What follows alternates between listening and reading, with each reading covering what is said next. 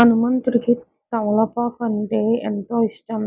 ఆంజనేయ స్వామికి ఆకు పూజ చేయడం వెనక రామాయణంలో ఒక ఆసక్తికరమైన నేపథ్యం ఉంది. రావణాసురుడిపై యుద్ధం గెలిచిన తర్వాత శ్రీరాముడి విజయం గురించి తెలియజేయడానికి హనుమంతుడు అశోకవనంలోని సీతాదేవికి వద్దకు వెళ్ళాడు. ఆ శుభవార్త విన్న సీతమ్మ ఎంతో ఆనందిస్తుంది. ఆ సమయంలో ఆమె చుట్టూ పూలు లేకపోవడంతో పక్కనే ఉన్న తమలపాకును కోసి ఆంజనేయుడి తలపై జల్లి చిరంజీవిగా వర్ధిల్లు అని దీవించింది. అందుకే హనుమంతుడికి తమలపాకులంటే ప్రీతి.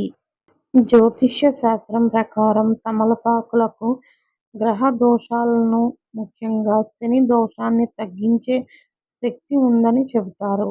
ఆంజనేయుడిని తమలపాకులతో పూజించడం వల్ల జాతకంలోని దోషాలు తొలగిపోతాయని భక్తులు నమ్ముతారు. ఆయుర్వేదం ప్రకారం తమలపాకులో అనేక ఔషధ గుణాలు ఉన్నాయి. ఇది జీర్ణక్రియకు మేలు చేస్తుంది.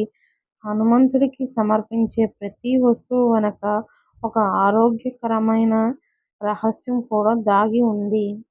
సాధారణంగా మంగళవారం లేదా శనివారం రోజులలో హనుమంతుడికి ఆకుపూజ చేస్తారు. తమలపాకులపై శ్రీరామ అని రాసి మాలగా వేయడం లేదా స్వామివారి విగ్రహంపై అలంకరించడం విశేష ఫలితాల్ని ఇస్తుందని అంటారు. తమలపాకులు వాడేటప్పుడు అవి తాజాగా ఉండటం మరియు తొడిమలు విరిగిపోకుండా ఉండేలా చూసుకోవడం చాలా మంచిది.